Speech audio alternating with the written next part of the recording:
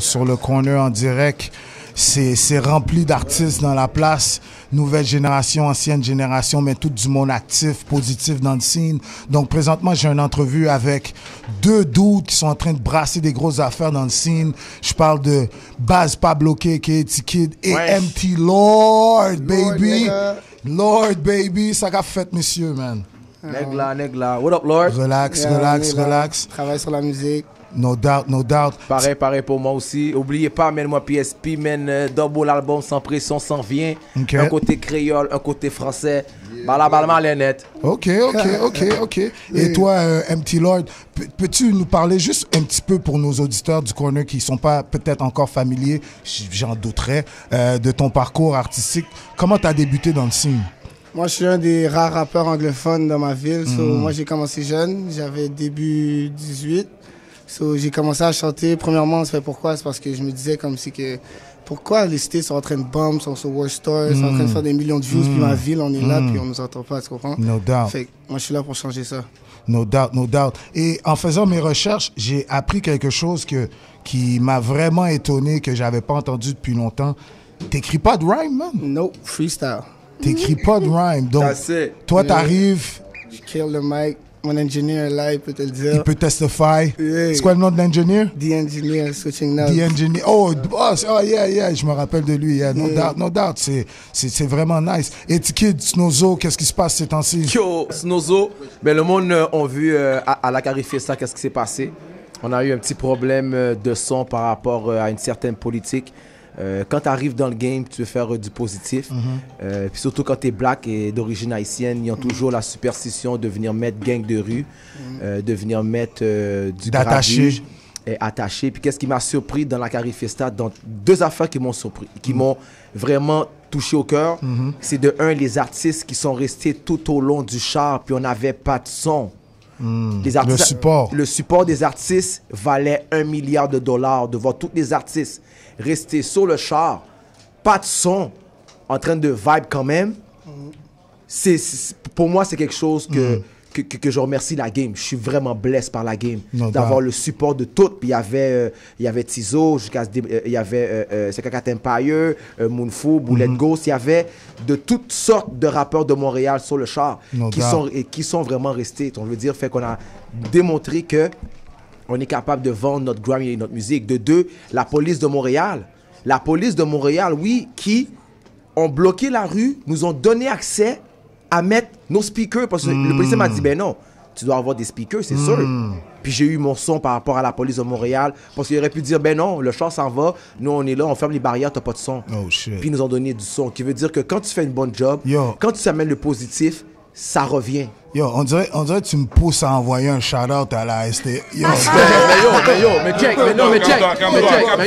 bro, check, regarde.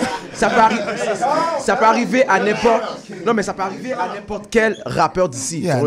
Qui veut dire que le policier peut arriver et dire, you know what, je vais bloquer ton show. Mais parce que peut-être que je t'ai vu à la Carifesta, Snozo, t'as fait un bon travail, je te vois dans la communauté. Sais-tu quoi? I'll give you a shot. Do your rap. Get your money, get paid. No doubt.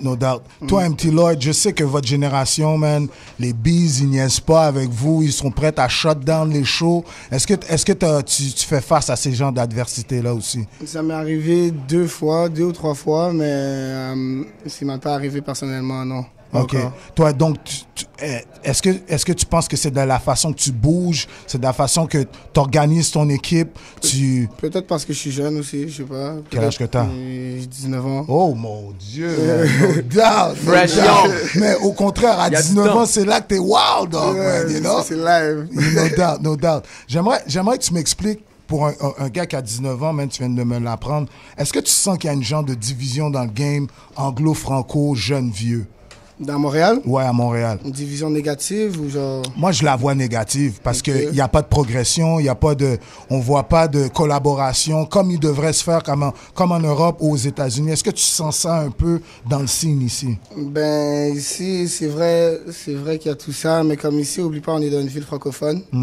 Fait que c'est sûr que le français, le monde comprend plus que ce qu'ils disent, mais il y a l'anglais aussi, mais on fait des feats entre nous des fois, mais c'est rare, c'est vrai, je suis de ton avis c'est très rare. Je trouve que que, pas juste jeunes vieux, même entre jeunes aussi, je trouve qu'il n'y a pas assez de remix de certains tracks et ça devrait se faire plus souvent. Sinon, est-ce qu'il y a des projets qui s'en viennent pour toi après, très bientôt? Il y a Finna Go to Miami, je m'en vais Fit avec Gunplay. OK.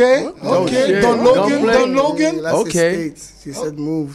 OK. States. Et puis, comment t'as négocié ça? T'as été aux States, t'as été sur le terrain toi-même ou t'as fait ça à distance? Tu sais, les gars vont pas te parler si ça. Tu comprends comment ils sont aux States. Je suis arrivé, mon manager a parlé, tout ça, deal, puis il a entendu mes tracks. Parce qu'en premier, j'ai dit, tu vas entendre mes tracks. Tu vas pas juste dire oui comme ça, puis tout. Tu comprends? Tu vas entendre mes tracks, tu vas voir qu'est-ce que je suis capable de faire. Puis là, les affaires vont se faire, on va y aller.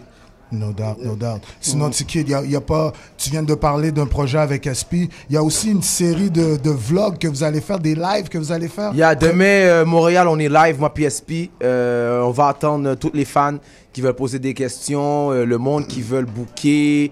On va commencer ça cette semaine parce qu'on est en studio big time. Fait que le monde qui veut vivre avec nous, le making of de l'album, les trips, les bad trips, tout le monde qui veut vivre. Qu'est-ce qui se passe avec Sans Pression tout au long de l'année jusqu'à 2019. Restez branchés sur mon Facebook, L'Homme Foquet, Max Legrand. Et puis sur SP, vous allez avoir 9 informations. Puis on incite le monde à participer, à poser des questions, à dire d'où ce qui vient, quelle ville qui viennent. Puis s'ils ont des vieux souvenirs, des vieilles photos dans le temps qu'on a été dans leur ville. La fois vous êtes débarqué dans leur ville, vous avez tapé. Exactement. Vous avez cassé les chambres d'hôtel. Non. Ça c'est chien de campagne. Ça, je n'oublierai jamais. Chien de campagne à Saint-Hyacinthe. Les gars ont littéralement arraché le club, arraché les tables, tout arraché, envoyé des chaises. Je n'oublierai jamais. Chien de campagne, 7-5. Dernière question, les gars, on est quand même sur le corner. Yo. On va parler hip-hop quick. Qu'est-ce que vous pensez de la situation de 6ix9ine là? Est-ce que c'est vrai ou c'est pas vrai ce qui se passe? Non, moi je m'en fous, man. C'est pas mes affaires. C'est du cloud chasing, ça, ou quoi? Si c'est vrai, moi je me dis que yo, bro, si tu rap about des shit, si tu dis que t'es ça, tout ça. Comme Test My Gangster. Yeah, make sure you don't get took no L, bro.